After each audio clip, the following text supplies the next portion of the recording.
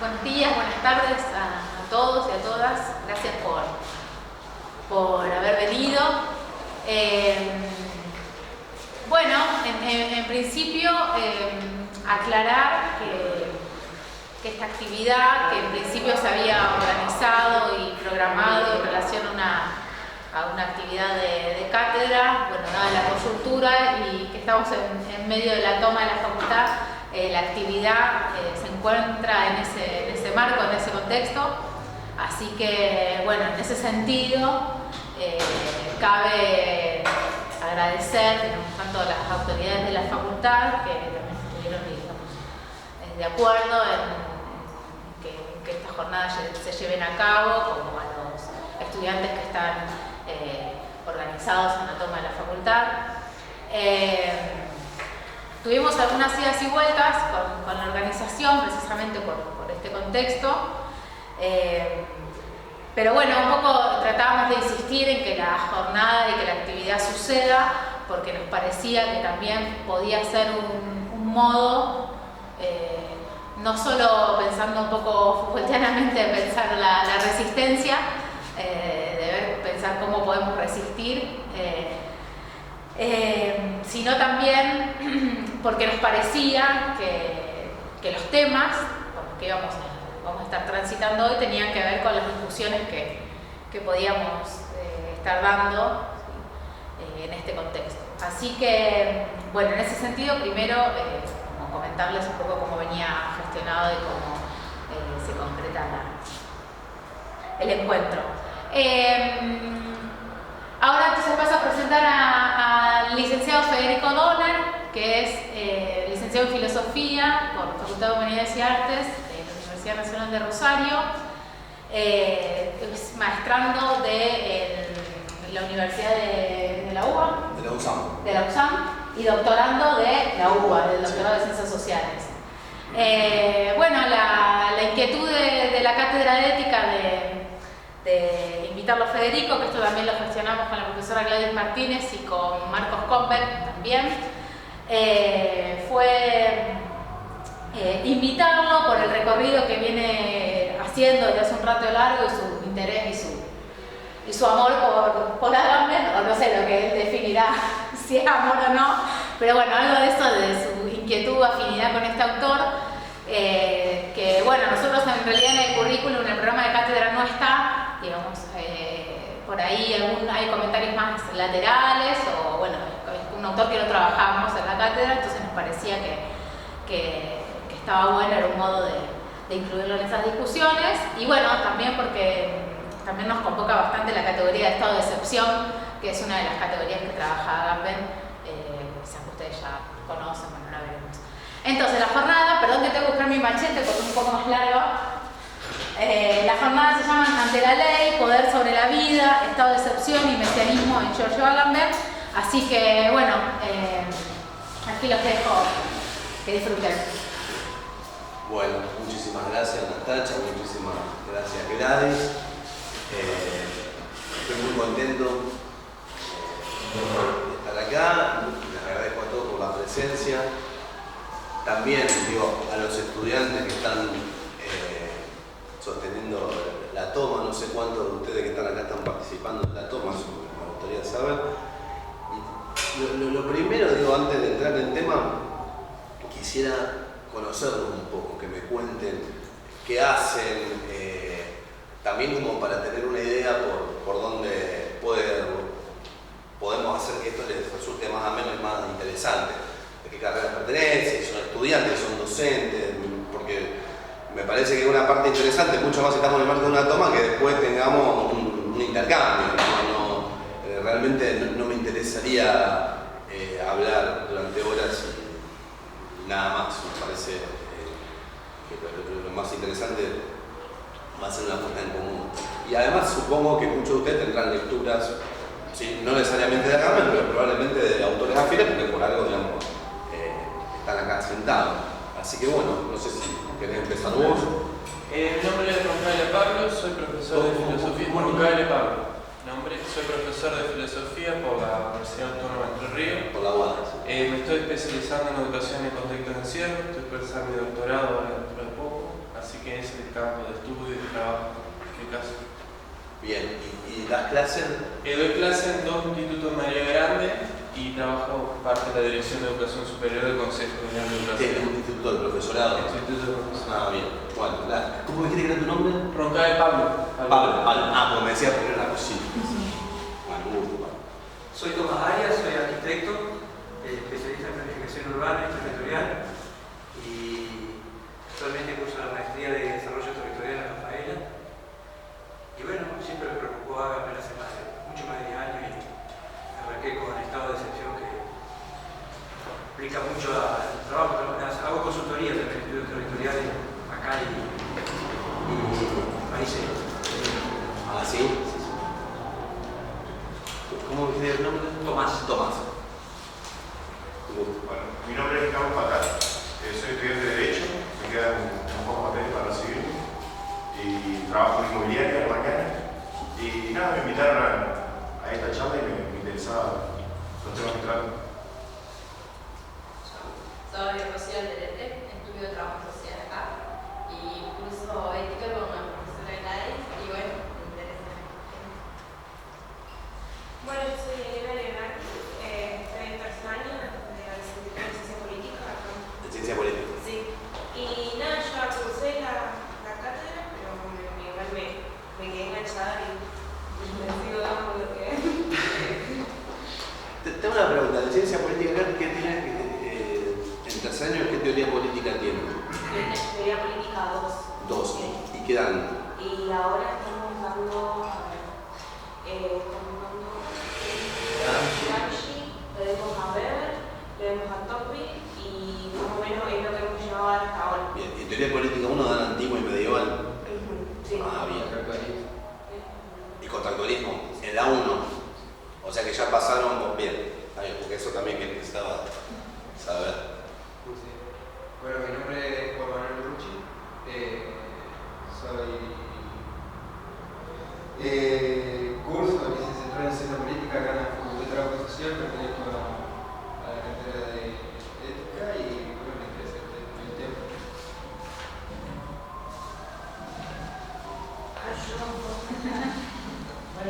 Ya nos presentamos afuera nosotros.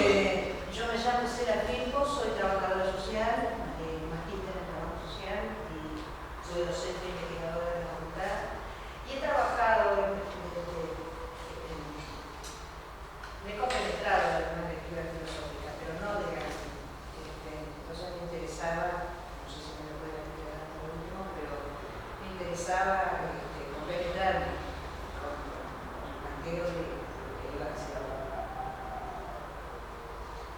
Bueno, mi nombre es Alejandra Elber, soy estudiante avanzada de trabajo social y bueno, como por cuestiones laborales solo pude venir hasta la toma, me llamó mucho la atención el autor y los temas a tratar, así que vine. A ver de qué se trata. Yo ya cursé y aprobé hace mucho tiempo.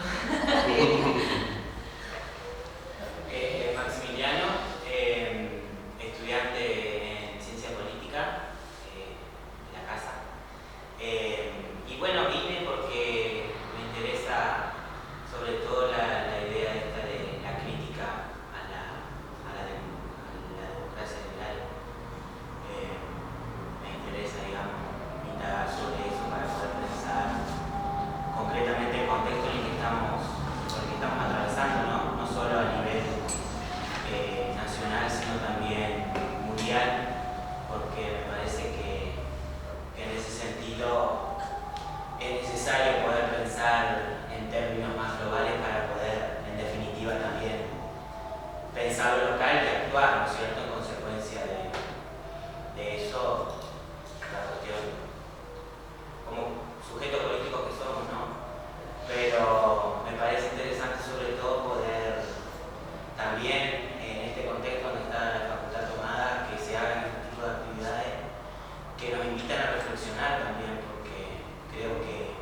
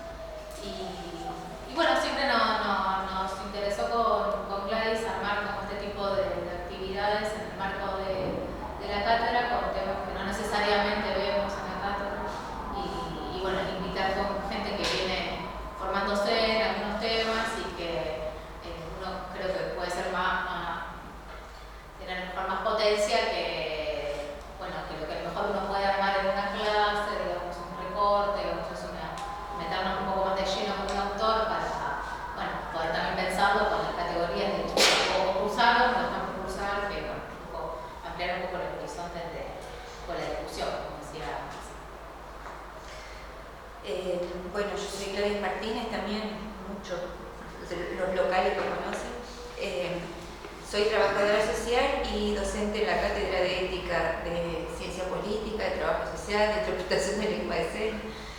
Donde hay ética yo me siento convocada, lo cual no habla muy bien de mí moralmente. Bueno, Natacha nos habló de tu existencia y estamos muy contentos de acá. Muchas gracias. Bueno, gracias a todos. Yo pensé un poco la dinámica así, les comento así como para que se vayan haciendo una idea. Haríamos una introducción y después yo tengo algunos trabajos míos para compartir, pero obviamente no va a ser una lectura continua, sino que vamos a ir deteniéndonos, explicando algunas cosas. Y como no somos una multitud, entonces, digo, yo de todos modos estoy acostumbrado a trabajar con grupos chicos. Imagínense, yo doy clase de filosofía contemporánea en quinto año y de epistemología, historia de las ciencias sociales en quinto año de la carrera de filosofía en Rosario. Nunca somos más de 12, 8 alumnos, esa es la cantidad, así que en ese sentido, digo, si ustedes interrumpen o tienen alguna pregunta o por ahí les gustaría que yo refuerce algún concepto para no seguir avanzando, yo la verdad que no me molesta para nada, ¿sí? Por supuesto, después haríamos dos bloques, tres bloques en realidad. Haríamos un primer bloque donde presentaríamos la cuestión más general, donde hablaríamos en general de qué es la biopolítica, qué es el biopoder. Vamos a hablar de Foucault necesariamente. Me imagino que quizá, bueno, algunos me han comentado que a Agamben han leído, pero Foucault supongo que alguna lectura o alguna noción tienen, pero de todos modos vamos a tener que entrar un poco en el Foucault de la segunda mitad de la década del 70, ¿no? Del curso del Collège de France, de Girard y Castigar. Y después sí vamos a hablar de la apropiación que hace Agamben de todas esas investigaciones Foucaultianas y cómo le da un giro nuevo, reintroduciendo las dos cuestiones más importantes que trabaja en la saga Homo Sacer, que se las voy a presentar, que son las cuestiones del derecho y de la teología, y el deber biopolítico. Bien, entonces me parece que quizá no parezca tener que ver directamente con el tema, pero después van a ver que sí. Me parece importante pensar a estos dos autores, a Agamben y a Foucault, como dos grandes críticos de la modernidad política, ¿sí? En el sentido, digamos, ¿en qué sentido?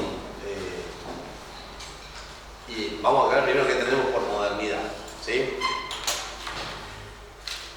Preciso, o sea, no se trata acá de esa discusión respecto a fechar la modernidad, porque cuando hablamos de modernidad política, hablamos de toda una serie de procesos complejos que van convergiendo, ¿sí? Procesos económicos, políticos, religiosos, tecnológicos.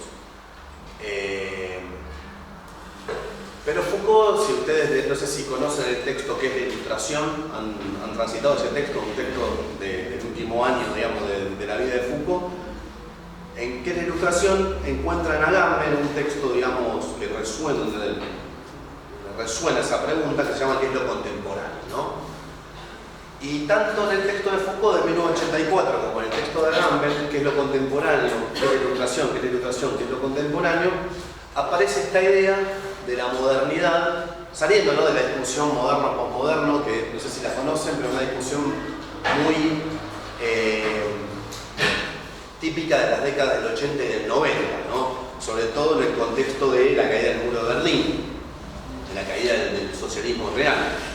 Entonces, en ese momento, la posición de Foucault de sospechar de la modernidad, como de la modernidad política, como una época emancipatoria o necesariamente emancipatoria, es tildada por un montón de autores, muchos provenientes de la izquierda, del marxismo, como una actitud posmoderna, ¿sí?, en en el sentido de que posmoderno sería un sinónimo de neoconservador, ¿no? Entonces, negarle al pensamiento político moderno o a la modernidad su carácter emancipatorio aparecería como una figura neoconservadora. Bueno, yo creo que hoy en día esa discusión ha sido, digamos,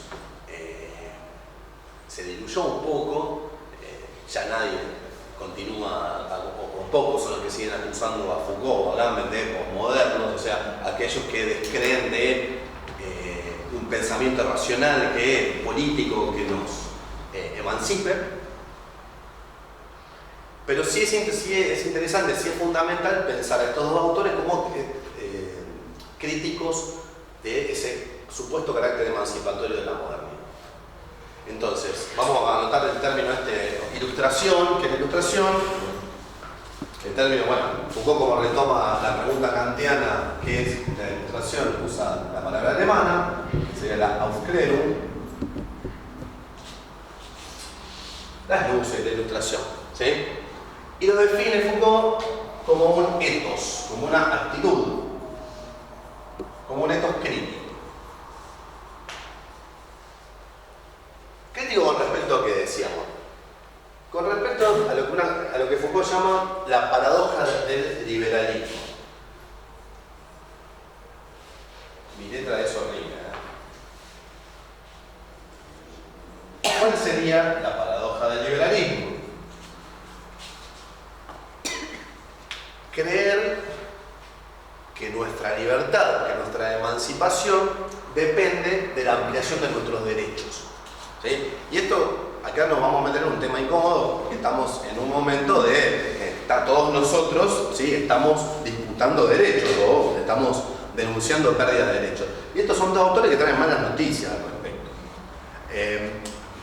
Hay una anécdota que siempre cuenta Agamben, que Agamben, no sé si conocen, es el editor de la obra completa de Benjamin el italiano, uno de los autores fundamentales que aparece en la obra de Agamben es el filósofo alemán Walter Benjamin, y entonces siempre cita Agamben una discusión entre Benjamin y Bataille. Entonces Benjamin siempre hace como un gesto que dice: estamos trabajando para el fascismo, ¿sí? Entonces, ¿qué significa eso? Es un gesto filosófico que nos lleva a pensar que nuestra tarea no se trata tanto de señalar en los otros o en los poderes fácticos, denunciar, ¿no?, la explotación, la dominación, sino en ver cuáles son de nuestras prácticas las prácticas que están alimentando eso. Cuáles de nuestras propias prácticas pertenecen a eso que nosotros en realidad queremos denunciar. O sea, ¿en qué medida somos neoliberales, podríamos decir ahora, nosotros? ¿Sí? Entonces, ¿cuál es la paradoja del liberalismo? La paradoja del liberalismo, según Foucault, es que en la modernidad asistimos, esto sobre todo los estudiantes de ciencia política lo saben, asistimos a una época de ampliación de los derechos individuales, ¿sí? De hecho, hay una mirada, que esto me parece que también es discutible, hay una especie de acuerdo académico en Occidente respecto al lugar de la Edad Media, ¿no? La Edad Media es el periodo oscurantista, es el periodo que es una especie de apagón jurídico, de apagón cultural, no hay tecnología, no hay ciencia, no hay nada. La Edad Media es una época, son 1000 años que hay que pasar de largo rápido porque es la edad del oscurantismo, y por fin llegamos a la modernidad, que es lo que realmente importa. Y nosotros los modernos nos identificamos con la Grecia antigua y Roma y no tenemos nada que ver con los medievales, ¿sí? Bueno, esa es la posición de la modernidad ilustrada. Nosotros cortamos con la Edad Media, cortamos con el principio de autoridad, somos sujetos autónomos, somos sujetos libres, que seremos gobernados por nuestra propia razón, ¿no? El famoso, la vista hegeliana, la visión histórica de la filosofía. Exacto. Y nosotros seguimos reproduciendo esa idea en nuestros programas, ¿sí? En nuestros programas de estudio, en nuestros planes de estudio. Entonces, gracias. Entonces, bueno, Foucault y Agamben traen malas noticias respecto a eso. Y dice Foucault, sí, es cierto, tenemos más derechos, mucho más derechos individuales que antes. Ahora, el problema, si nosotros el análisis lo hacemos solamente desde este punto de vista, que sería desde el punto de vista de la soberanía, bueno, evidentemente somos más libres que nunca. Ahora, si el punto de vista de nuestro análisis lo desplazamos hacia la otra gran categoría de la política, que es la del gobierno, ¿sí? O sea, la conducción de las conductas, bueno, la modernidad aparece como la época en la que más somos gobernados y controlados. Nunca antes en la historia de la humanidad existieron tantos dispositivos, tantos mecanismos de poder que no solamente nos controlan los gobiernos, sino que nos producen directamente como sujetos disciplinados. Eso ustedes lo conocen, seguramente vieron Vigilar y Castigar, aunque sea lo vieron por arriba. Entonces la modernidad los produce como sujetos gobernados y disciplinados. Entonces Foucault lo que dice es hay que abandonar este modelo jurídico de la soberanía que nos habla de derechos, de sujetos ideales, pero no nos da cuenta absolutamente de nada de lo que pasa con nuestras subjetividades concretas, con los dispositivos de subjetivación. Y acá aparece el amigo Nietzsche. ¿Por qué? Porque la historia de la subjetividad que propone Foucault, las investigaciones que lleva adelante Foucault para analizar el vínculo sujeto-poder, me parece que una de las ideas claves que hay que pensar ahí es la categoría de cuerpo, ¿sí? Entonces, para salir de la paradoja del liberalismo, hay que pensarnos a nosotros como sujetos, ¿sí? En el sentido de sujetos sujetados, ¿sí? O sea, como cuerpos sujetados.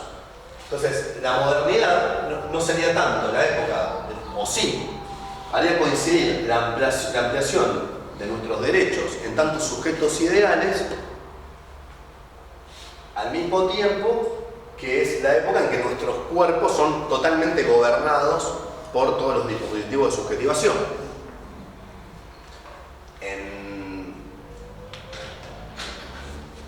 En el Tratado Segundo de la Genealogía de la Moral aparecen varios pasajes, en la Genealogía Moral de Nietzsche aparecen varios pasajes que parecen ser el programa de investigación de Michel Foucault, ¿sí? Entonces, por ejemplo, hay un pasaje muy interesante de Nietzsche en el que habla del sentido de la pena, ¿sí? Podríamos leerlo si les interesa, que lo veamos un poquito.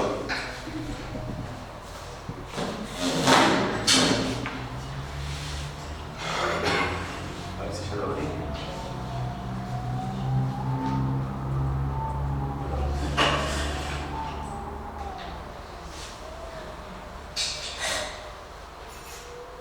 El Tratado Segundo,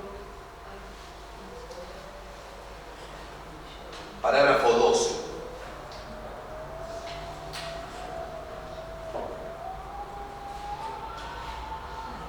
Dice Nietzsche. ¿Lo siguen ahí? ¿Lo siguen ahí? Un poquito más grande.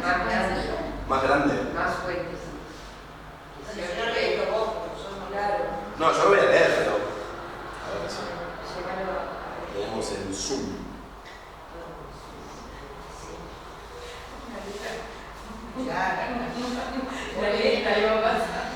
Nosotros escuchamos. Esperen que no conozco el amor. El Zoom no está. Y también hay otra posibilidad de ponerse en show. Bueno, voy a leer esto. Qué lástima, porque justamente la idea de esto era... Doble clic, una clara opción. ¿El botón derecho? Pero a la derecha arriba. ¿Botón derecho? Sí, estoy en el botón derecho. Herramienta a mano.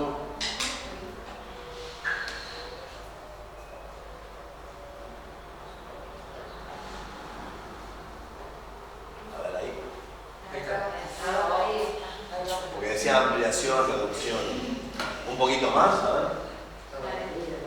No, mucho.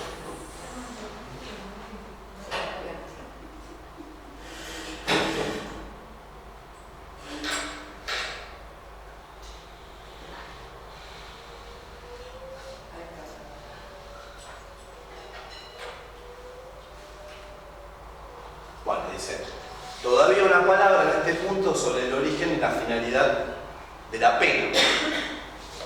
Dos problemas que son distintos o deberían serlo. Por desgracia, de ordinario se los confunde. ¿Cómo actúan, sin embargo, en este caso los genealogistas de la moral que le critica, habidos hasta ahora? De modo ingenuo, como siempre. Descubren en la pena una finalidad cualquiera. Por ejemplo, la venganza o la intimidación. Después colocan despreocupadamente esa finalidad al comienzo, como causa fiendi, causa productiva de la pena, y ya han acabado.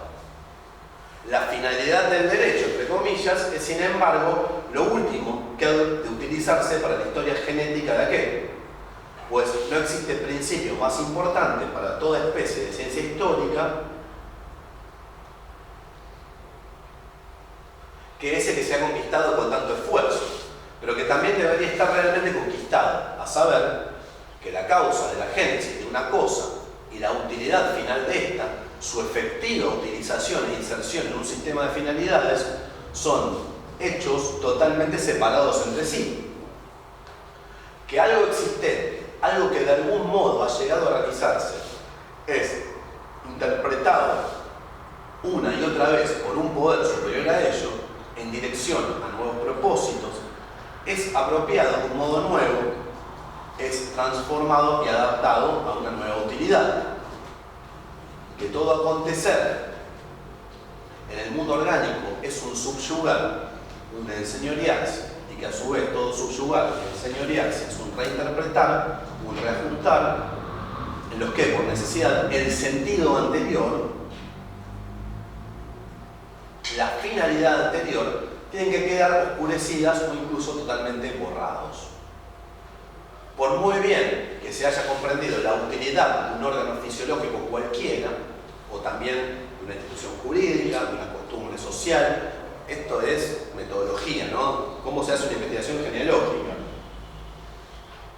De una costumbre social, de uso político, de una forma determinada de las artes con el culto religioso, nada se ha comprendido aún con ello respecto a su génesis. Aunque esto pueda sonar muy molesto y desagradable a oídos más viejos, ya que desde antiguo se había creído que en la finalidad demostrable, en la utilidad de una cosa, de una forma, de una institución, se hallaba también la razón de su génesis, y así el ojo estaba hecho para ver y la mano estaba hecha para agarrar, ¿no? Entonces, si pensamos, por ejemplo, en el comienzo de Vigilar y Castigar de Foucault, donde hace ese contraste, ¿no?, entre el suplicio de Demián, entre el castigo espectacular, teatral, del soberano sobre el cuerpo del pobre ladrón, y después esa diferencia que establece con el reglamento de una prisión, o sea, la utilización, la modulación del tiempo de los sujetos que se encuentran en la prisión, no podemos suponer, dice Foucault, que eso se debe a una humanización, a una civilización de las costumbres. Entonces, no podemos seguir interpretando ese cambio, esa transformación, desde el punto de vista de la modernidad como una época de la ampliación de derechos, sino que tenemos que interpretar ese acontecimiento como el comienzo del despliegue de nuevas tecnologías de subjetivación. ¿Sí? Entonces, ¿qué decimos nosotros? Y bueno, el preso está ahí adentro para regenerarse, bueno, todo lo que ya sabemos que se dice en ese caso.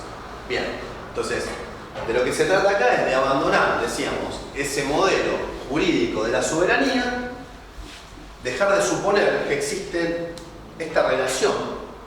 Voy a borrar un poquito. Este es el que se borra, ¿no? El último, ¿no? Sí, sí, sí. Vamos a poner así. El soberano, la ley y los súbditos, ¿no? Entonces, este sería el modelo jurídico de la soberanía que Foucault dice que tenemos que abandonar. Que podría ser tranquilamente el modelo que utilizan los contractualistas o Kant, ¿no? Entonces, bueno, la pregunta es, ¿de dónde proviene la legitimidad ¿O dónde radica la legitimidad del poder político? Bueno, entonces la respuesta hobbesiana va a ser hincapié acá, la respuesta kantiana va a ser hincapié acá, la respuesta rusoniana va a ser hincapié acá. ¿Sí? Bueno, todo esto es muy lindo, dice Foucault, pero no nos da cuenta absolutamente para nada de qué sucede con las tecnologías concretas de poder, ¿sí? Que nos modulan a nosotros. Entonces todo esto nos explica el panóptico, la fábrica, el cuartel, la escuela, la clínica, el poder psiquiátrico, todo lo que ustedes ya conocen. Entonces dice Foucault, hay que abandonar el modelo jurídico institucional y hay que evitar con esto, volviendo al Aufklärung, lo que él llama el chantaje del Aufklärung. ¿Escucharon esa expresión? Esto se lo dice Foucault, tiene un destinatario que es Habermas.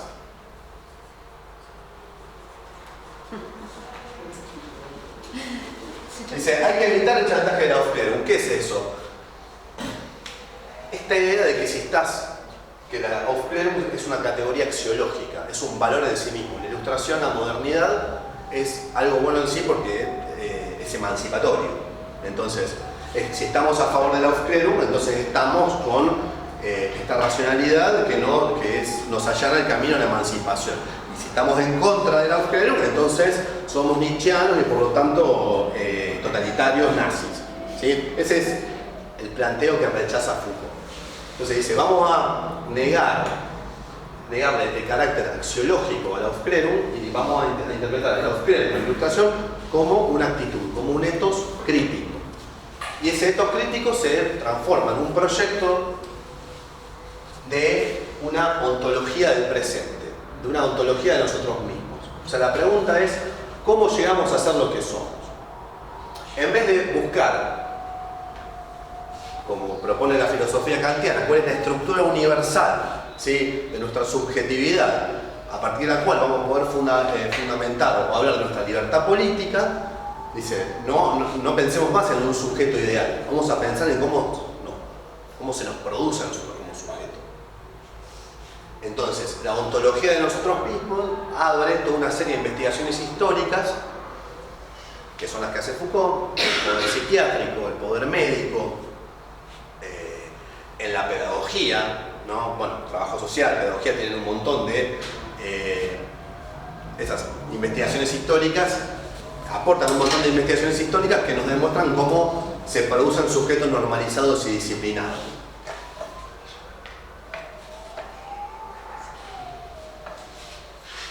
Y entonces decimos, y el método es una ontología de nosotros mismos bajo la forma de una arqueología.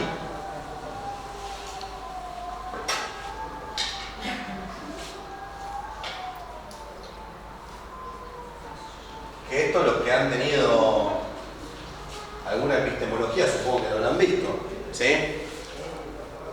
Les tomo examen, a ver, ¿qué sería una arqueología? ¿En qué consiste una investigación arqueológica? No le tomo examen, pero ¿qué se acuerdan? Sería un trabajo con los residuos de aquellas subjetividades vapuleadas del poder.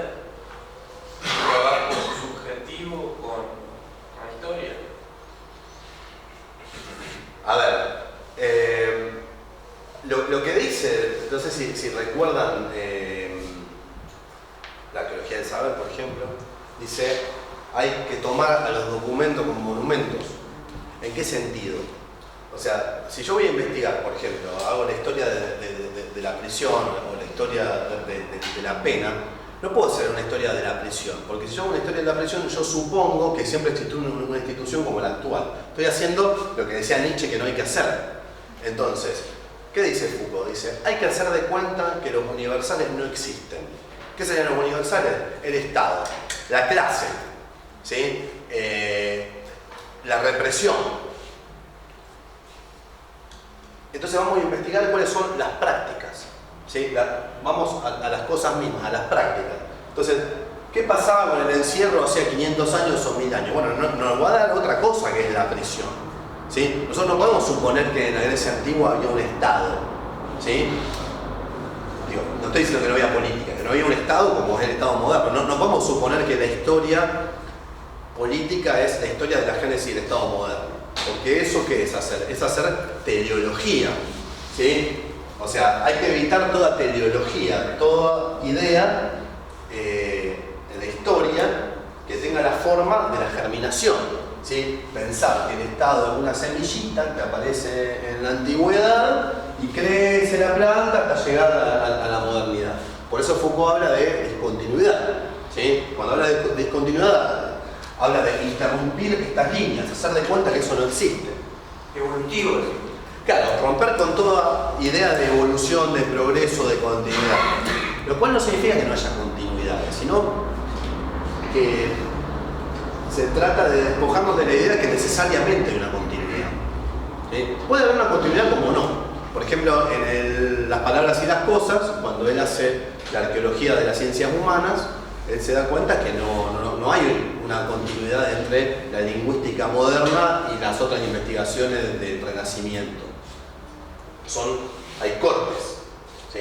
Sí, el cambio de paradigma es que, por ejemplo, no se pregunta más cómo se legitima poder o cómo se legitima el saber, sino el sentido de cómo se legitima las prácticas del saber, cómo se legitiman las prácticas del poder en un determinado contexto de la cárcel. Exactamente. Claro, ahí lo que vos estás proponiendo es ya la articulación entre un saber, o sea, una práctica discursiva y una práctica no discursiva. Entonces, por ejemplo, al discurso sobre lo anormal y lo anormal, por ejemplo, que aparece en la antropología jurídica, ¿sí? O en la psiquiatría, se suma a la práctica de la prisión, de la clínica, etcétera, etcétera. Entonces, ahí vos tenés lo que sería un dispositivo, ¿sí? Donde se articula saber y poder. ¿Por qué? Porque eso es otro punto fundamental en la crítica de Foucault a la modernidad. ¿Qué nos dice de la ilustración Lausclero? Que mientras más crezcan nuestras capacidades, mayor o más cerca va a estar nuestra emancipación. O sea, cuanto más avance la razón, entonces seremos más libres. Es la idea de la ilustración. Entonces, esta idea de saber es poder. Bueno, Foucault lo que hace es relativizar eso. Entonces, la ampliación de nuestras capacidades, o sea, la ampliación de nuestra ciencia, de nuestro saber técnico, no necesariamente redunda en una emancipación de nuestra subjetividad, sino al contrario. Aparecen todos unos nuevos saberes y tecnologías que se articulan con nuevos modos de producir subjetividad disciplinada. Entonces, las ciencias humanas, dice Foucault, lejos de ser emancipatorias, terminan siendo prácticas discursivas que se articulan con prácticas disciplinarias. Entonces, la psicología, la sociología, la antropología, en sus comienzos, son ciencias humanas al servicio del control de las conductas, no al servicio de la emancipación de nadie. La sociología, ustedes saben muy bien que no nace como una ciencia del orden social, ¿sí? Lo mismo pasa con la antropología. Entonces, ningún saber es necesariamente emancipador. No hay un avance de las luces por sobre las sombras, ¿no? Del oscurantismo medieval, que eso es lo que nos proponía el discurso de Lausclero sobre su propia posición. ¿Una pregunta? Yo más que pregunta, capaz que ya estoy...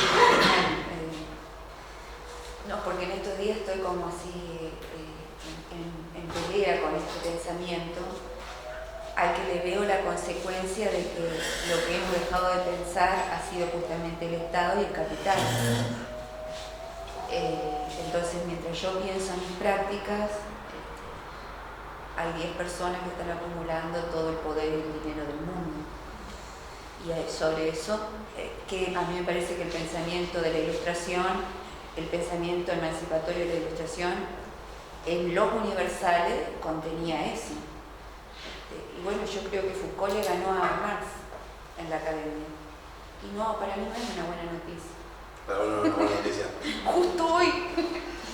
Sí, yo de todos modos, yo no los pensaría como posiciones antagónicas, sino que posiciones que me parece que lo interesante es repensar todo el tiempo cómo se pueden articular. Totalmente. Me parece que eso es lo interesante. En la academia las dos opciones. Acá hasta hace unos años atrás era más. Ahora, aunque no esté conceptualizado, ¿no? Porque uno no sabe en qué teoría viene esta, pero es como lo que gana, que uno ve que gana en los discursos académicos. Sí. Mira, a ver, yo te respondería lo siguiente. No es que a Foucault no le interesa el Estado o le parece que no sirve para nada pensar el Estado, sino lo que, a mi modo de ver, intenta hacer Foucault es agregar una perspectiva que no estaba presente. Porque obviamente el marxismo sí trae toda la perspectiva de la crítica al Estado. Entonces, pero, y acá me parece que es lo interesante, porque cuando vos tenés la categoría Foucaultiana de tecnologías de poder, eso te permite moverte con otros cortes. Por ejemplo, las tecnologías de poder aparecen en las empresas, o las tecnologías de poder aparecen en la universidad, o aparecen en otros campos que no son necesariamente estatales. Y en la época neoliberal, en el neoliberalismo, si entendemos el neoliberalismo no como una ideología, sino como lo entiende Foucault, como una forma de gubernamentalidad, de gobierno de las conductas, entonces somos neoliberales en la educación, somos neoliberales en nuestras relaciones interpersonales y también somos neoliberales, por supuesto, en el Estado, ¿no? En la relación entre el Estado y los ciudadanos, por supuesto. Entonces,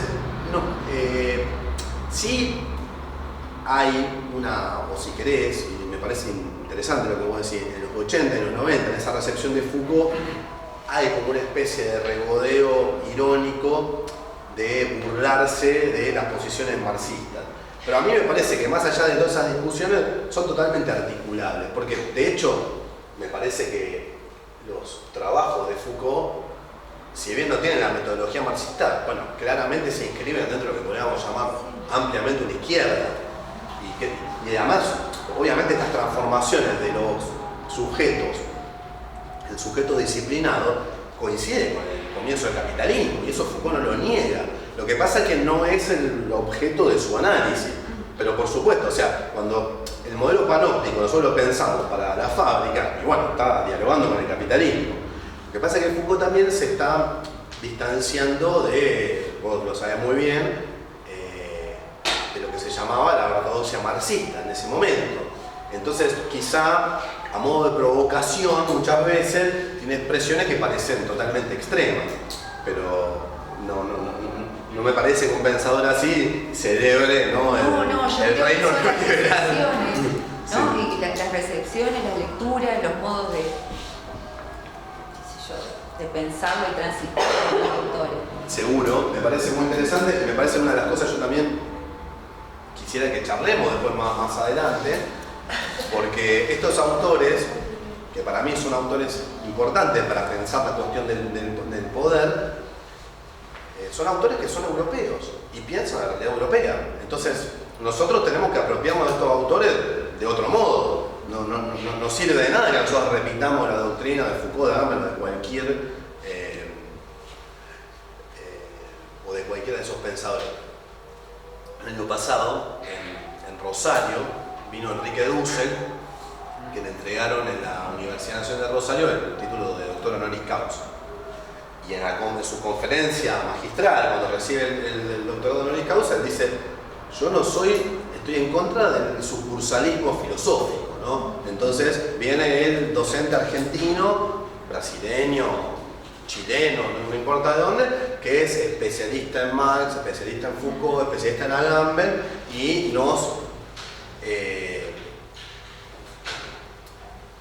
propone de modo colonial repetir, digamos la recepción, esta idea de la recepción de, ¿sí? ¿Cómo recibimos el pensamiento europeo? Europa o Norteamérica es la fuente del pensamiento y nosotros lo recibimos, ¿no? Esta idea que aparece, también en muchas tesis, en muchos proyectos de beca, de CONICET, ¿no? La recepción de... Entonces dice: yo no soy sucursalista, dice Dussel, yo no soy marxista, estoy de acuerdo con Marx, decía, por ejemplo.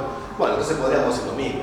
Nosotros no somos ni Foucaultianos ni agambenianos, estamos de acuerdo con Foucault y Agamben en un montón de cosas, pero nos tenemos que apropiar nosotros de eso, porque ni Foucault ni Agamben hablan del colonialismo, ni de la cuestión indígena, que son las cuestiones que, bueno, eso yo lo quería dejar para más adelante, pero me parece que es importante pensarlo así. Bien. Sí, aparte digo, también pensar en los costos de la ilustración para el genocidio americano, digamos, también. ¿No? En ese sentido de pensar desde nuestro lugar. Bueno, eso me parece, ese aporte que ahora se llama o está etiquetado bajo la gran categoría del giro decolonial, ¿sí? Bueno, Dussel es uno de los grandes aportes al respecto, nos dice, bueno, cuando Descartes y Kant están hablando de la subjetividad del sujeto universal, o sea, y estamos hablando del comienzo del Estado de Derecho, no podemos dejar de ver que eso se hace, o el comienzo del capitalismo, que siempre se refiere a la revolución industrial, al adelanto técnico, no aparece la esclavitud. ¿Sí? No aparece la explotación, la apropiación, lo que David Harvey llama la acumulación por desposesión. En Marx eso aparece como acumulación originaria, bueno, un problemita que ya lo dejamos atrás. Bueno, me parece que nosotros como argentinos tenemos que pensarlo de otro modo. Bien, entonces decíamos, dice Foucault, a ver, el abandono del modelo jurídico de la soberanía no significa pensar más en el Estado, significa aportar, iluminar una zona que ese modelo evidentemente no nos da. O sea, las tecnologías del poder no aparecen en el modelo jurídico de la soberanía.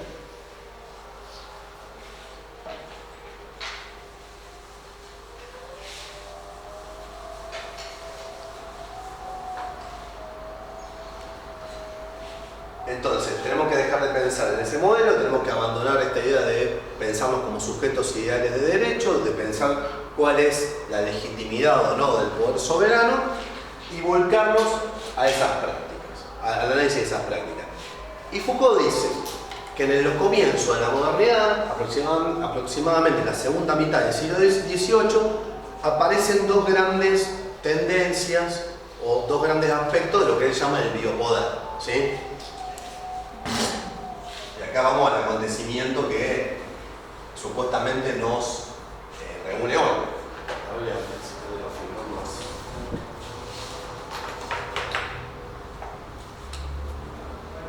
El biopoder tiene, dice Foucault, dos aspectos. Un aspecto individualizante y otro aspecto totalizante. ¿Sí?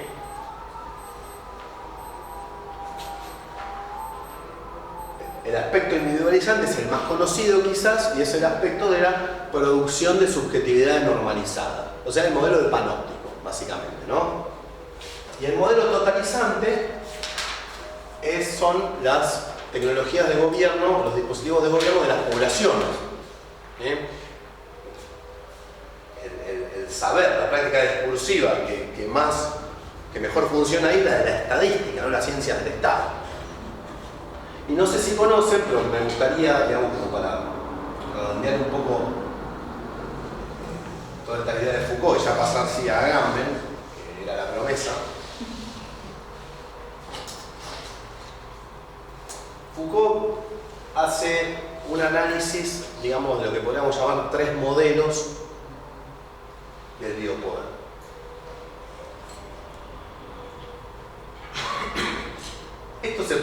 A ver, la terminología varía en Foucault, podemos hablar de biopoder o de biopolítica, ¿sí? Es lo mismo.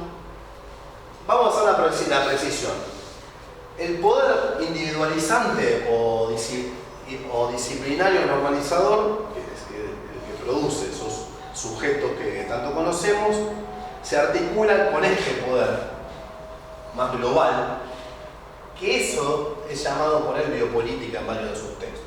¿Sí? Entonces, el biopoder sería la conjunción, la articulación del aspecto individualizante con el aspecto totalizante. ¿Sí? Un gobierno de los sujetos y un gobierno de la población. Después este término es generalizado. Entonces, por ejemplo, toda la filosofía política italiana que se apropia de las investigaciones de Foucault, Espósito, Agamben, Toninelli, hablan de biopolítica. ¿Sí? Úsenlo como quieran. ¿Qué es esto? El biopoder o la biopolítica es el ingreso, o sea, la aparición en el centro de las preocupaciones del poder político de la vida biológica. ¿Sí? Aparece la vida biológica como uno de los objetos, de los elementos de las relaciones de poder.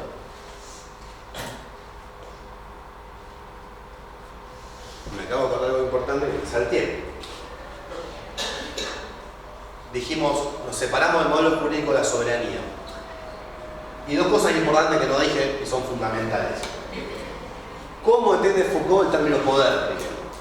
¿Sí? Bueno, lo más fácil, como le gusta decir a los franceses, es, bueno, lo que yo no entiendo por el poder es, ¿no? Miren que le gusta decir lo que no. Bueno, ¿cómo Foucault no entiende el poder? Primero, esto es fundamental, como represión. Claro, la concepción piramidal del poder. Exacto. Estamos hablando, por ejemplo, me imagino que me está hablando de defender la sociedad. Represión como un día. Y estamos viendo lo que aporta acá el compañero Pablo, de tu nombre. Y lo que dice Pablo, que aparte tiene un nombre armeniano, que habla de Pablo de Tarso, de San Pablo, y tampoco lo entendemos así, al poder, como una pirámide donde acá arriba está el soberano y el soberano ejerce verticalmente hacia abajo el poder. Entonces dice, bueno, primero, el poder no es represivo. Corrección, no es solamente represivo. ¿Sí? ¿Por qué? Porque la idea de represión, de lo que en ese momento se llama freudomarxismo, supone que uno ya es un sujeto constituido y luego viene el poder y te reprime. Entonces, por ejemplo, bueno, lo que está pasando ahora con todas las manifestaciones, sale la gente a la calle y viene la infantería de la policía y te da un cachiporrazo en la cabeza. Entonces, dice, ¿el poder es represión? Sí, es represión, pero también el poder, dice, es productivo, produce sujetos. Los sujetos no son previos. Entonces, a la categoría de represión vamos a ponerle el aspecto productivo, la productividad del poder. Es positivo el poder. Positivo no en el sentido de que es bueno, sino en el sentido, digamos, de que produce algo. Tampoco dice el poder es un bien que se posee. Que eso, citando las primeras lecciones de Defender la Sociedad, el curso que da en el Collège de France, tampoco el poder es un bien que se posee, en dos sentidos. No es una mercancía o que es a partir de la cual contratamos, ¿no? La idea de un naturalismo, hacemos un pacto, eso tiene la forma de un tratado comercial, de un contrato comercial. Bueno, negociamos y esto es lo que queda. No es un bien que se posee y tampoco, digamos, está ubicado acá en la pirámide, entonces no se trata solamente de asaltar el Palacio de Invierno, porque el poder no tiene una ubicación única, que es en la cúspide de la pirámide, sino que el poder no solo es vertical, es diagonal, y es multifocal. Ahí hay una crítica al marxismo fuerte, esto de tomar el poder. Sí. Sí, haciendo marxismo, porque sí, no. Sí, a mí se me hace a la rebelión la gran, ¿no? Ese modo de poder. Claro. No, o sea, ¿qué significa toda esta flechita para todos lados? Que todos nosotros ejercemos relaciones de poder. Primero, el poder son relaciones de poder. No existe una cosa como el poder, no es una cosa sí, que se posee, sino que son relaciones de poder. Relaciones de poder que se dan, es como una especie de red, ¿no? La malla, dicen algunas traducciones.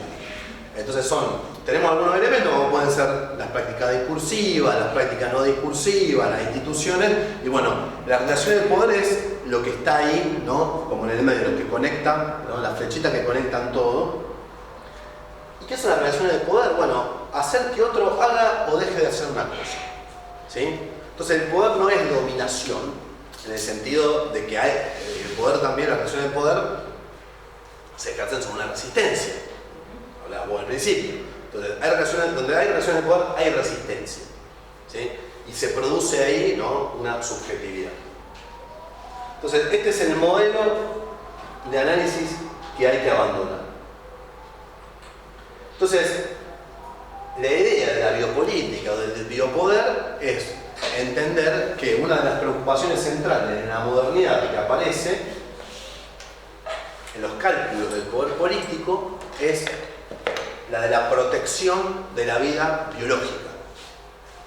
Esto lo vamos a explicar con tres modelos que propone Foucault, tres modelos de la relación entre el poder político y la vida, que son el modelo de la lepra, el modelo de la peste y el modelo de la viruela. Borgo. Como hace como un fondo de película de terror.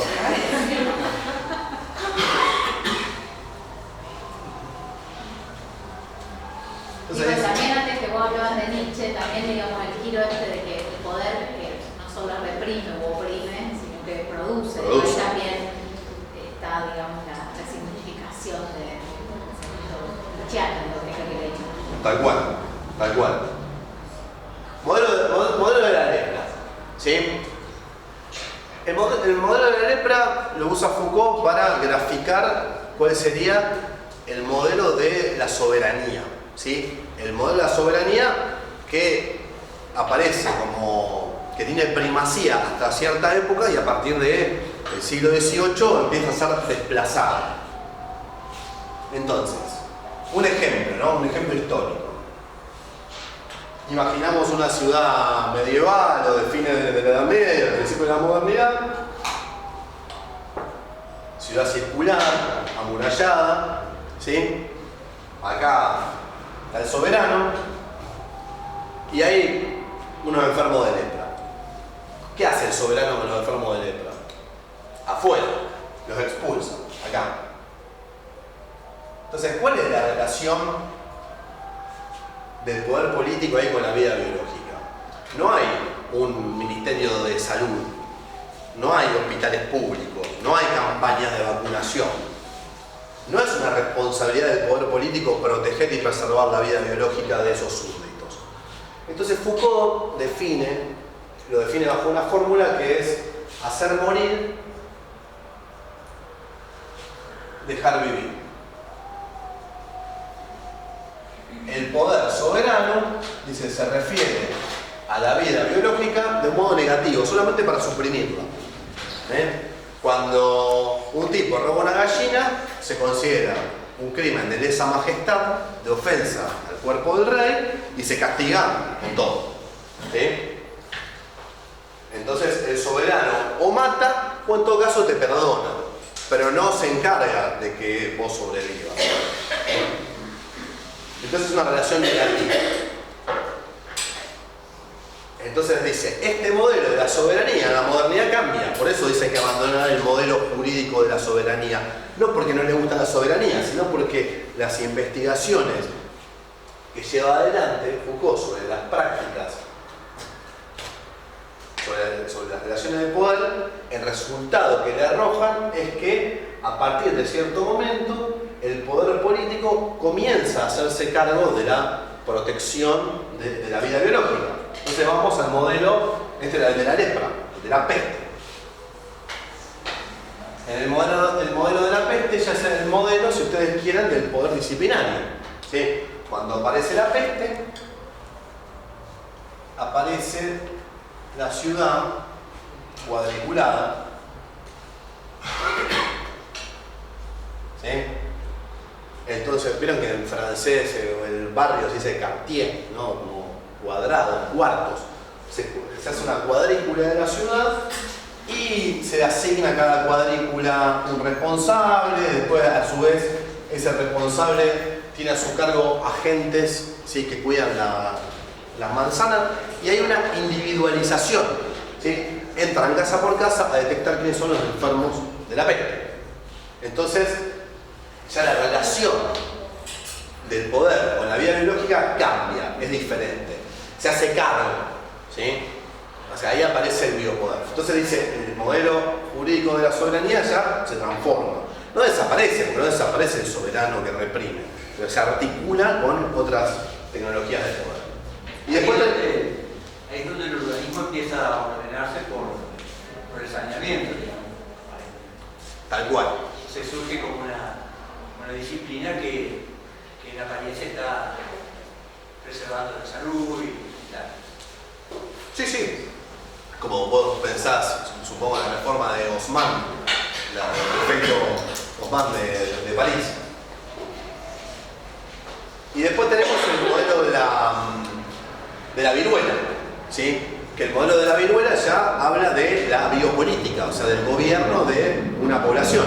Entonces ya tenemos campañas de vacunación. ¿Y qué tenemos? Tenemos ya la muerte, ¿sí? Dice Foucault, deja de ser un dato negativo y pasa a ser un dato positivo en las estadísticas. Ya tenemos un índice de mortandad. Entonces ya la muerte, en el modelo soberano de la lepra, era expulsada fuera de la ciudad. Ahora está incluida en el cálculo de poder. Entonces tenemos tasas de homicidio, tenemos tasas de mortalidad, y eso ahí se entiende mejor la idea de gobierno de la población.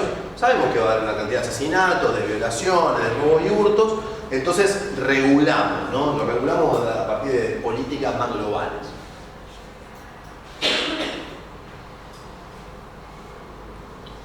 Estos son básicamente los esquemas que aparecen en los análisis de Foucault en la mayoría de los cursos del Collège de France. Una pregunta. Sí. ¿Foucault dice que es mejor el tercero que el primero o no dice nada? Bueno, ni se le ocurre. No, claro, ni se le ocurre hacer un análisis axiológico. Claro. Esto es una descripción de prácticas históricas. ¿Sí? En todo, tu pregunta, digamos, es lógica y es interesante porque me imagino que vos estás pensando también en términos emancipatorios o de resistencia. Y bueno, lo que dice Foucault, y eso, bueno, hay muchas peleas de Foucault y diálogos de Foucault con militantes políticos que discuten. Entonces dice, yo soy un intelectual específico, que me encargo de investigar cuáles son algunas claves donde puede llegar a pasar la cuestión de las relaciones de poder. Pero esto no es un manual de acción política, ¿sí? Después, es tarea del militante, del activista político, ver qué le sirve de esto. ¿Sí? Esto no se traduce automáticamente en, bueno, hagamos tal cosa, ¿sí? Sino se trata de investigar, de hacer un mapeo de por dónde pasan los nervios del poder moderno. Porque Foucault dice, bueno, los discursos de índole hay que hacer tal cosa o hay que tomar tal otra, dice, para mí son de índole estética. Lo dice irónicamente, o sea, no se traducen en una acción política concreta. Entonces estas son las claves por donde él ve qué pasa. ¿Sí? Ahora, el problema, y este es el problema que ya toma Agamben, el problema es que este biopoder, ¿sí? Que es positivo, que es productivo, se puede llegar a convertir en su opuesto.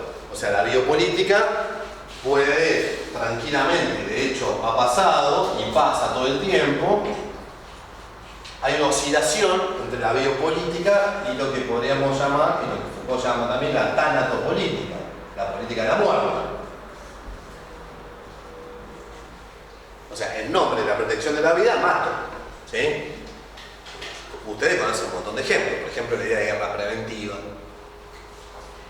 por ejemplo la experiencia nazi, o sea, el genocidio que llevan adelante los nazis se hace en nombre de la vida, se hace en nombre de la protección de la vida de la raza aria.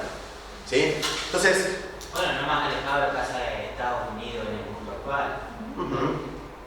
En nombre de defender la paz mundial, arrasan pueblos enteros sin ningún tipo de... Doctrina de seguridad nacional. ¿cómo? La doctrina de seguridad nacional. Sí, ahora fíjense siempre que esa violencia, o sea, lo interesante es pensar cómo esas violencias siempre se ejercen en nombre del bien y de la protección de la vida. Ahí podríamos periodizar a grandes rasgos, si no hay ningún historiador lo podemos hacer, si algún historiador se va a enojar. Podríamos, digamos, situar tres grandes momentos. Uno podría ser el momento que se llama el de la evangelización, ¿sí? Entonces la violencia que se despliega en la conquista del continente americano, ¿sí? Se articula con o se legitima, diríamos nosotros, con la idea de evangelización. Después tenés en un segundo momento de la modernidad la dicotomía que nosotros también conocemos, la de civilización y barbarie, ¿no? En nombre de la civilización ejercemos, ¿sí?, toda esa violencia. Y bueno, ahora ¿cómo llamamos a eso? Bueno, vos algo mencionaste, Estados Unidos. ¿Cómo llamamos? ¿Qué nombre le damos a eso? Colonización. No, bueno, pero al revés, justamente, ¿qué nombre esconde la colonización? La democracia, los derechos humanos. Hay un país que no respeta los derechos humanos, bombardémoslo, ¿no? Entonces, lo interesante es pensar cómo esas figuras y sus reversos. Sí, lo que valió ya el fascismo democrático. Bueno, acá ya nos vamos metiendo en Agamben, porque lo que dice Agamben, o la forma de trabajar que tiene Agamben, es la siguiente. Por ejemplo, nosotros estamos todos de acuerdo, yo creo que nadie está en desacuerdo, yo digo, estamos todos a favor de la democracia y en contra de la dictadura, ¿sí? Tomemos esta dicotomía, por ejemplo, democracia y dictadura.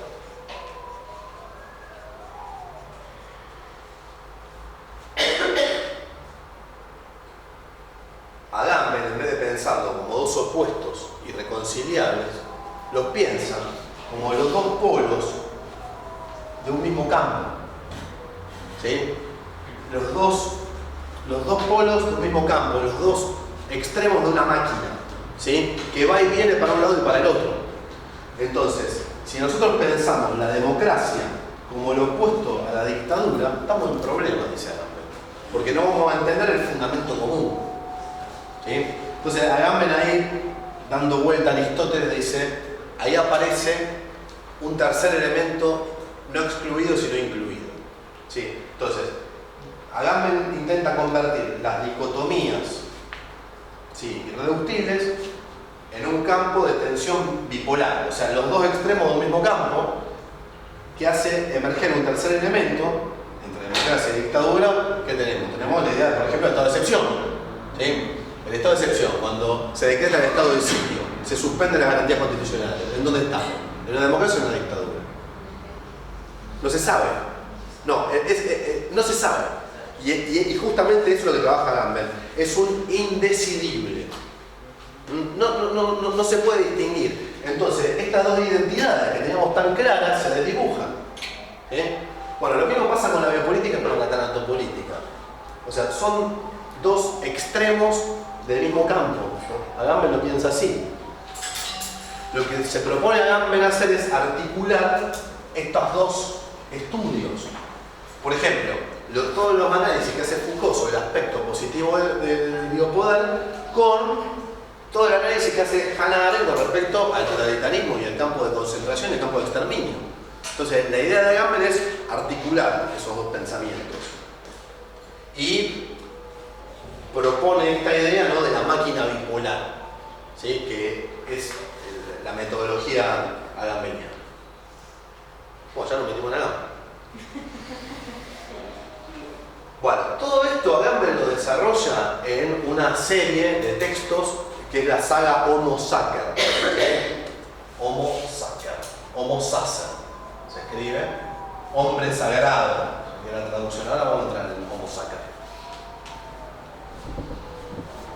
Sí, lo digo es algo interesante también con lo que fue la matriz universal de la modernidad y el poema de la noción heideggeriana de lugar al fascismo también, que está en eso de pensar en esa onda.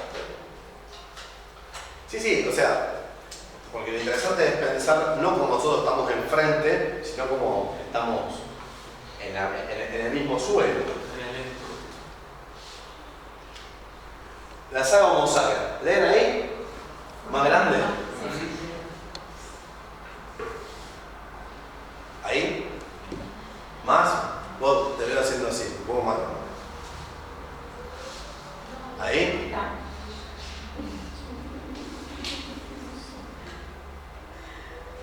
Bueno. La saga Homo Sacer, que es la saga donde Agamben trabaja, lleva adelante sus estudios biopolíticos o sobre el biopoder.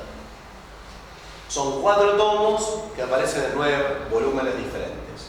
Homo Sacer 1, 2, 3 y 4. Homo Sacer 1 tiene un solo volumen que se llama, es el libro, uno de los más famosos, El poder soberano y la nuda vida. La vida es nuda, pasa que en italiano se dice nuda vita, entonces se tradujo así, que aparece en el año 95. Después viene el segundo tomo, que es el más prolífico. Quizás los que se dedican a la ciencia política saben que más les interese el tomo segundo. El primer volumen es Estado de excepción, uno de los textos más famosos de Agamben. El segundo, que quizás no sé si están abordados, no sé si lo conocen, que es este textito que yo traje acá, se llama Stasis. Stasis es la palabra griega para guerra intestina, guerra civil. Stasis, la guerra civil como paradigma político, que dialoga o discute con la noción de Hannah Arendt de revolución. Vieron, fíjense que el orden en la saga no tiene que ver necesariamente con el orden de aparición, de publicación de los textos. 2.3, Homo sapiens 2.3, el sacramento del lenguaje, arqueología del juramento.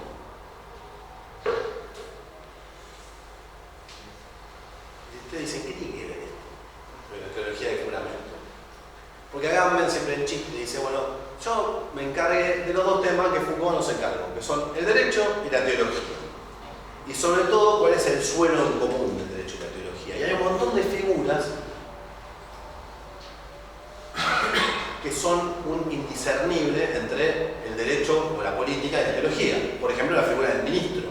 Vieron que algunas corrientes cristianas, sobre todo norteamericanas, hablan del ministro en vez del sacerdote. O el juramento, que es una figura tanto religiosa como política. O, por ejemplo, lo que trabaja en el Homo sapiens 2.4, el reino y la gloria, una genealogía teológica de la economía y el gobierno. Ahí trabaja otra figura que pertenece tanto al campo de la teología como del derecho, que es la de la aclamación. ¿Vieron cuando habla cualquier líder político, sindical, la multitud, nosotros la multitud lo aclamamos?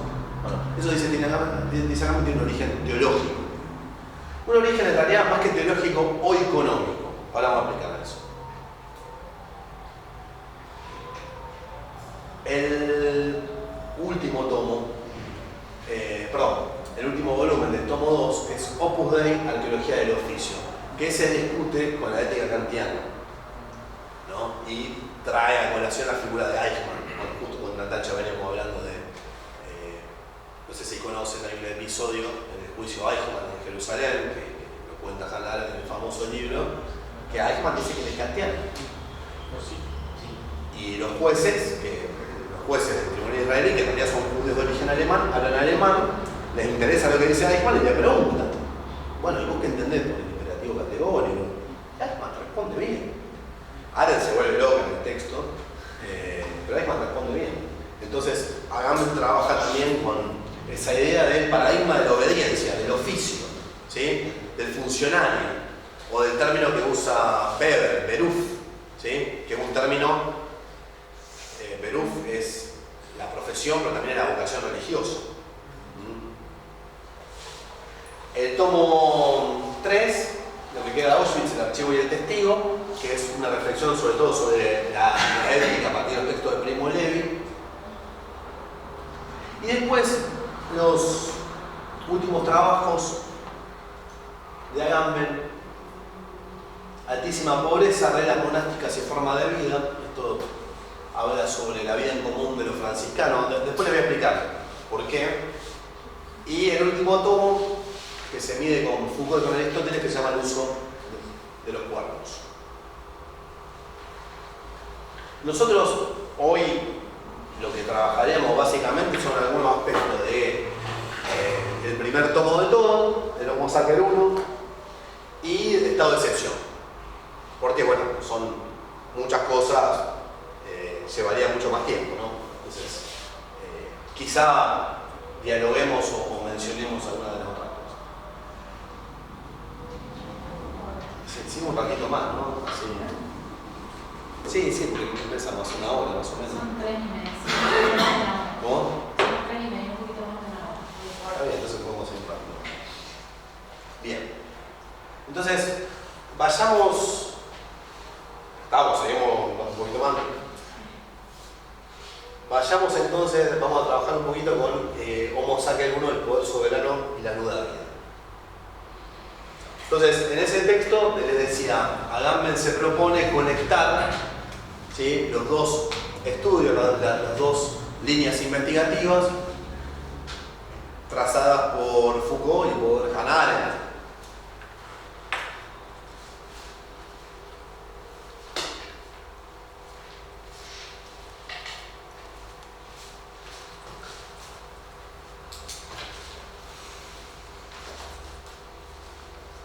Entonces, el poder soberano y la vida desnuda es un texto que podríamos calificar como una arqueología de la soberanía.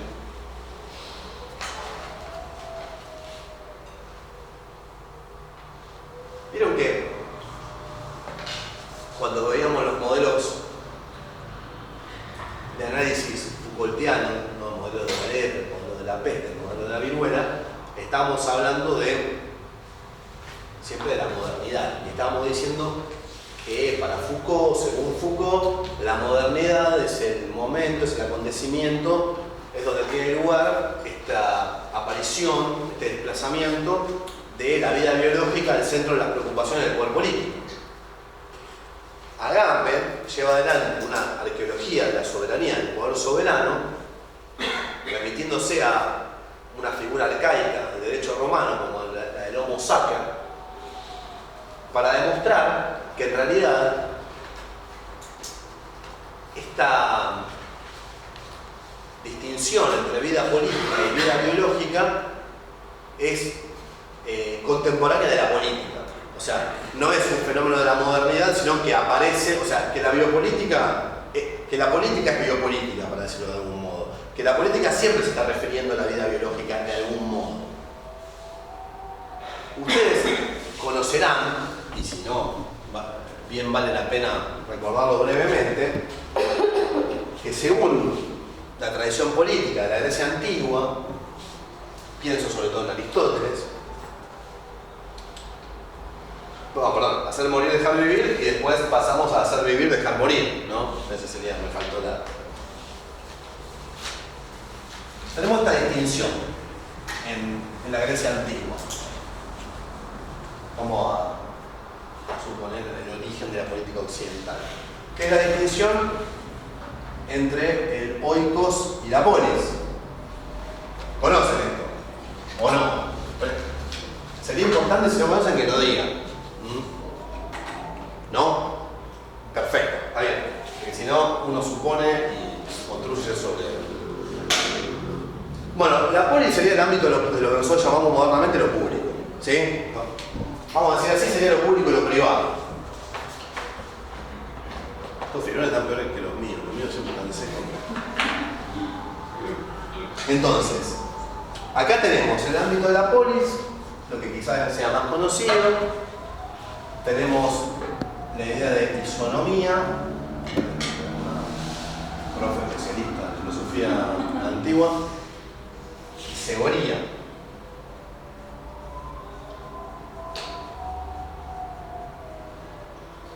Isonomía. Esto sería la igualdad ante el nomos, ante la ley, ¿no? ¿Cuál es? La polis, lo político en Grecia supone una relación entre iguales, ¿sí? Entre los que son ciudadanos, por supuesto, pero otros no son ciudadanos. Los varones, libres, ¿sí? Bueno, acá si quieren hablar de abajo del patriarcado, acá todo para quejarse. Entonces, igualdad ante la ley, igualdad en el aula, igualdad de palabra, ¿sí? Ese es el ámbito de la política. Entonces es el ámbito de la libertad política, o sea, formar parte de las deliberaciones y obedecerse a sí mismo. Cuando nos dicen en la escuela primaria, en la secundaria, que la democracia viene de la Grecia antigua, es en parte cierto, porque, como bien saben, en la tradición de la teoría política, hasta la aparición de la Constitución norteamericana, la idea de democracia es democracia directa. Recién con la Constitución norteamericana aparece esta idea rara de la democracia representativa. Entonces podríamos decir que este es el ámbito de la igualdad y la ley, y toda la teoría política se basa en eso. Y el oikos sería el hogar, pero no en nuestro hogar, que es cuatro paredes. Es la morada. La morada no solamente en el sentido del lugar donde descansamos, sino también en el lugar donde nos reproducimos en todos los sentidos, donde se produce el alimento. ¿Sí? Sería como una estancia, una hacienda, una fazenda, ¿no? Porque también pensando en los esclavos. Entonces acá, en vez de ciudadano, tenemos un amo, ¿sí? O un jefe de familia, que es un déspota. Y su relación con los esclavos, con las mujeres, con los hijos, no es ni de igualdad ni de libertad. Es el mismo, ¿sí? Pero hay una especie, hay una separación, hay una diferenciación entre oikos y polis, entre libertad y podemos llamar esto necesidad, naturaleza, ¿sí? Ese sería el ámbito de la necesidad, de la physis, de la naturaleza. Entonces, ¿qué dice Agamben? Dice, la política desde sus comienzos se basa en esta separación, ¿sí? En esta diferenciación de la vida biológica de la vida política, ¿sí? Y dice, a ese por eso le pone la vida a ese tal cual. le dice la vida. Sí, el término, muy bien, el término que usa acá sería la zoé. Sí. La vida biológica, de ahí viene, por ejemplo, una palabra que todos conocemos, zoológico, ¿no? O el zoón, ¿no? Y acá está la vida políticamente calificada, el bios. El bios político. Sí. Dice, por ejemplo, en la escena de Sócrates, en el Critón, cuando Critón va a visitar a su amigo Sócrates, que ya está condenado a muerte, a tomarse la cicuta, y quiere convencerlo de escaparse. Sócrates le dice, bueno, en una de sus argumentaciones, dice, no solamente importa vivir, sino que importa vivir bien. O sea, hay que vivir una vida que valga la pena ser vivida. ¿Sí? Esa vida que vale la pena ser vivida es la vida política, la vida socialmente calificada, el bios. No, simplemente quería decir de que para nosotros los trabajadores sociales esto tiene un valor muy importante, porque si de algo nos encargamos es justamente de la vida no política. Nos encargamos, el centro de nuestro trabajo es la necesidad. Seguro, pero a su vez ustedes son agentes del Estado. Y por eso, porque ese ejemplo que vos traes es muy gráfico, porque precisamente en la modernidad es el poder político el que se apropia de esto. ¿Sí? Hay una biologización de la política, o esto no lo dije, pero esto es importante, o una economización de la política. O sea, para un griego antiguo, el término economía política es una contradicción, es un oxímoron.